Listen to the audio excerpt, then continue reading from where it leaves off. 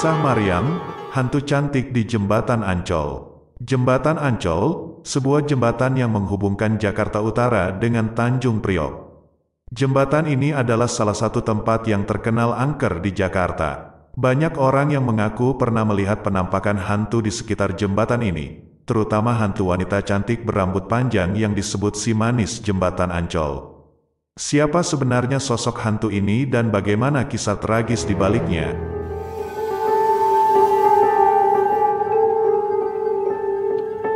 Cerita mistis tentang Arya atau Maryam, sosok asli di balik legenda si manis Jembatan Ancol di Jakarta, merupakan mitos yang dipercaya warga Jakarta dan sekitarnya. Jembatan tempat sosok hantu legenda ini berada di wilayah Ancol, Jakarta Utara. Berada di Ancol, Taman Impian merupakan salah satu objek wisata paling diminati warga Jakarta untuk menikmati libur akhir pekan. Mulai dari anak-anak hingga dewasa, Ancol menjadi destinasi favorit untuk menghabiskan akhir pekan. Ancol menyimpan cerita misteri cukup populer di kalangan masyarakat.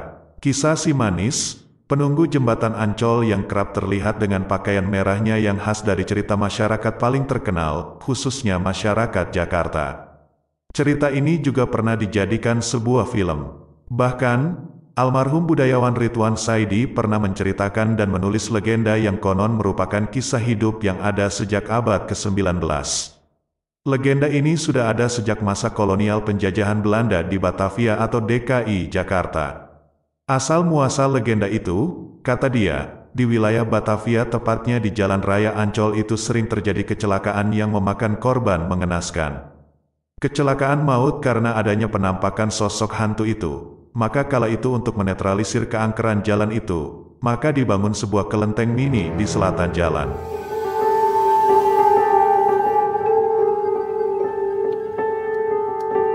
Asal-usul hantu si manis Jembatan Ancol. Salah satu versi mengemukakan bahwa kisah ini bermula pada tahun 1817, ketika Maryam masih berusia 16 tahun. Maryam adalah seorang gadis cantik yang tinggal di sebuah emper, pavilion, milik seorang juragan kaya di kampung sawah Paseban. Maryam adalah anak Mak Emper, seorang budak yang bekerja di rumah juragan tersebut. Suatu hari, juragan kaya itu menaruh hati pada Maryam dan ingin menjadikannya istri keduanya. Namun, Maryam menolak lamaran itu karena dia tidak mau menjadi selir dan dia masih ingin menunggu kakaknya yang belum menikah. Maryam pun melarikan diri dari rumah juragan dan bersembunyi di sebuah gubuk di pinggir sungai.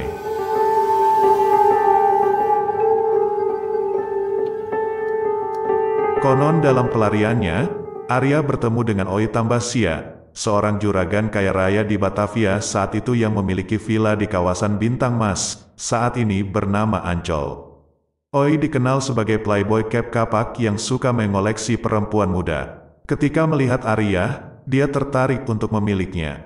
Lalu Oi menyuruh dua sentengnya, Piun dan Surya, untuk memburu Arya.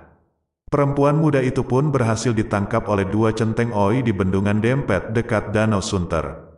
Namun, Arya tak tinggal diam. Dia berusaha melawan Piun dan Surya hingga menyebabkan dirinya tewas di tangan kedua centeng Oi tersebut. Jenazah Arya kemudian ditinggalkan di area persawahan sekitar 400 meter dari Jembatan Ancol. Sejak itulah masyarakat yang lewat di daerah itu, tempat pembuangan jenazah Arya, mengaku kerap melihat penampakan sosok gadis cantik berambut panjang. Penampakan sosok tersebut sering dikaitkan dengan kecelakaan lalu lintas.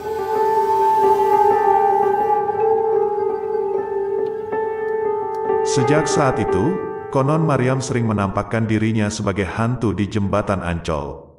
Dia mengenakan kebaya merah dan rambut panjangnya terurai. Banyak orang yang mengaku melihat penampakan Maryam di Jembatan Ancol, terutama pada malam-malam gelap. Beberapa orang bahkan mengalami kecelakaan lalu lintas karena terkejut melihat sosok Maryam di tengah jalan. Kisah Maryam pun menjadi legenda yang menakutkan dan melegenda di kalangan masyarakat Jakarta. Demikianlah konten kisah misteri tentang kisah Maryam, hantu di Jembatan Ancol, semoga menjadi hiburan dan hikmah.